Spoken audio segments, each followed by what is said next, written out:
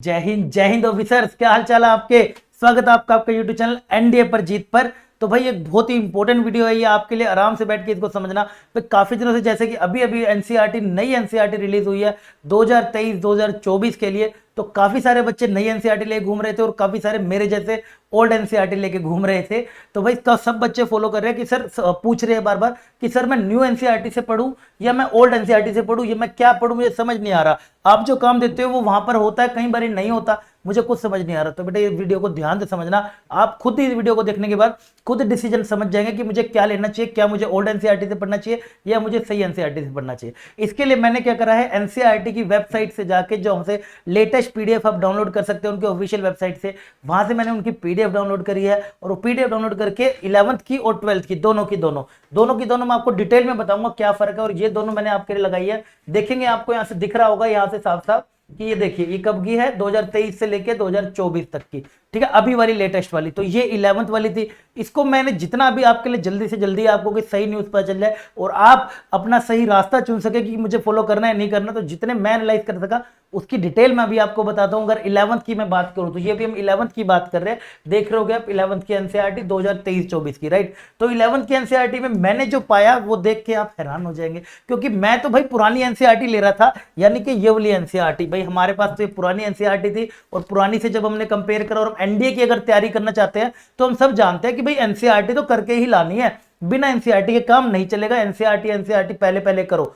तो हम तो भाई ये फॉलो करते आ रहे थे, अचानक से ये दिख गया। तो एक बार इसको समझते हैं कि देखिए क्या क्या फर्क आ रहे हैं। देखिए बेटा, सबसे पहले अगर हम आगे बढ़ते हैं इसके अंदर, सबसे पहले हम इसके अंदर आगे बढ़ते हैं तो 11th की एनसीईआरटी पर आ जाओ।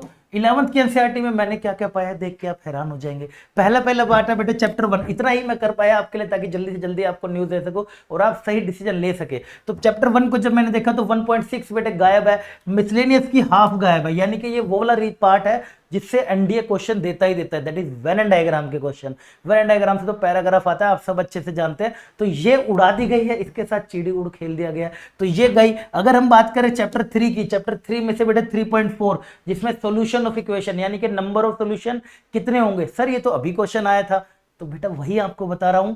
एनडीए के लिए जो बोला जाता था कि एनसीईआरटी करनी है, तो अब आप ध्यान से देखिए क्या पुरानी वाली करूं या नई वाली। अब ये नई वाली मैं आपको बता रहा हूं, नई में 3.4 उड़ा दी गई है ट्रिग्नोमेट्री के अंदर, राइट। और सिमिलरली मैथमेटिकल इंडक्शन चलो काम का नहीं था, बट वो हेल्प तो करता ही था कुछ कुछ, तो वो हटा दिया गया है। लेकिन अब जो chapter number 5 that is complex number, वो चैप्टर नंबर 4 बना दिया।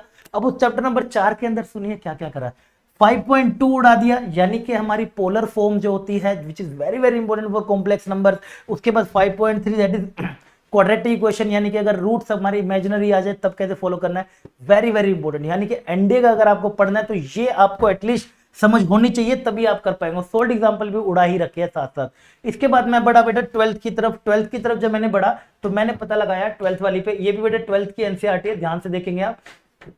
इसके अंदर भी यहां से इसके अंदर देखो ये भी कब की है एनसीईआरटी है, 2023 और 24 की। ये तो बहुत ही शॉकिंग था, क्योंकि आप सब जानते हैं ज्यादातर पोर्शन किसका आता है, 12th वाला पोर्शन भी हमसे पूछा जाता है। ऑलमोस्ट 50-50 या 60-50 हो जाता है पेपर के अंदर एनडीए के, या फिर कोई भी कॉम्पिटिटिव एग्जाम्स ले लो वो भी। एनडीए में तो भाई एनसीईआरटी की अलग ही भूमिका रहती है, हम सब जानते हैं। तो बेटे ये भी मैंने एनालाइज करी और आपके लिए बेटे जो पता लगाया अपनी पुरानी एनसीईआरटी को करते हुए और नई के लिए, आप हैरान हो जाएंगे। तो आपको पता चलेगा कि सर ये देखिए 12th का, ये मैंने अभी इतना ही करें, अभी तो और ज्यादा इसमें क्या क्या होगा, बट इतना ही जितना जल्दी आपके लिए बता सका क्या क्या है। चैप्टर 1 में बेटे 1.3 उड़ा दिया फंक्शंस का, यानी कि वो जो कंपोजिशन ऑफ फंक्शन करा करते थे आप वो उड़ा दिया। बाइंड्री वगैरह तो चलो काम का नहीं था, कोई बात नहीं, ठीक है।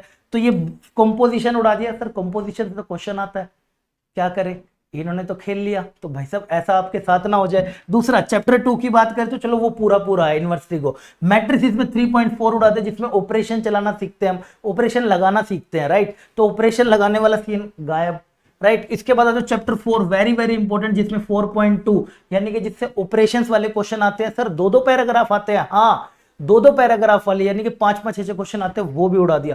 5वीं में भी आखिरी की 2 उड़ा दिया। ऐसे काफी सारी है जो मैं आपके लिए प्रोवाइड कर सका, वो मैं आपके लिए प्रोवाइड अभी तक लेके आ चुका हूं, राइट। तो आपको यहाँ से समझ आ गया होगा कि भाई जो पुरानी एनसीईआरटी थी और नई एनसीईआरटी थी कितना फर्क है। तो अगर मैं एनडीए की बेटे बात करूं, एनडीए के हिसाब से मेरा जो अपना पर्सनल व्यू है, एनडीए जितना एनसीईआरटी पे फोकस करता है, कॉन्सेप्ट्स को तो बेटे जानता ही जानता है वो, और उसकी डेप्थ में जाने की पूरी कोशिश करता है, चाहे वो उसकी थ्योरी हो चाहे वो उसके क्वेश्चन हो। ये मैं मैथ्स की बात कर रहा हूं क्योंकि मैथ्स नहीं तो एनडीए नहीं है, आप भी जानते ही है, राइट।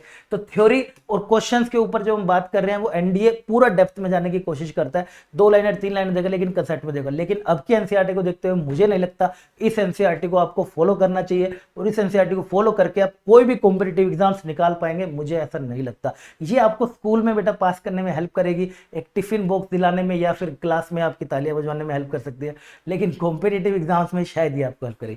बाकी आपका क्या विचार है आप मुझे कमेंट सेक्शन में जरूर बताना। ये इन्फॉर्मेशन मैं आपके साथ शेयर करना चाहता था, which is very very important, ताकि आप डिसीजन ले सके जो नई एनसीईआरटी आई और पुरानी से मुझे पढ़ना है। और सबसे अच्छी बात, अगर आपको पुरानी एनसीईआरटी चाहिए, नीचे दे रखा है मैंने टेलीग्राम ग्रुप, जाओ फटाफट से जाके वो ज्वाइन कर लो, वहां पर ये पीडीएफ आपको पुरानी वाली मिल जाएगी, वहां से आप घर बैठे प्रिंट निकलवा कर भी ओल्ड एनसीईआरटी कर सकते हैं। ठीक है, तो आई होप आपको ये वीडियो अच्छा लगा होगा और शायद डिसीजन लेने में आपको हेल्प मिली होगी। क्या आपका डिसीजन रहेगा मुझे कमेंट सेक्शन में जरूर बताना, एंड पसंद आए तो वीडियो को लाइक जरूर कर देना, एंड चैनल को जरूर सब्सक्राइब कर देना, ताकि आगे आने वाले और बच्चों तक ये बात पहुंच सके और उनको भी सही डिसीजन लेने में हेल्प हो सके। तब तक के लिए अपना ध्यान रखिएगा, बाय बाय, टेक केयर, जय हिंद।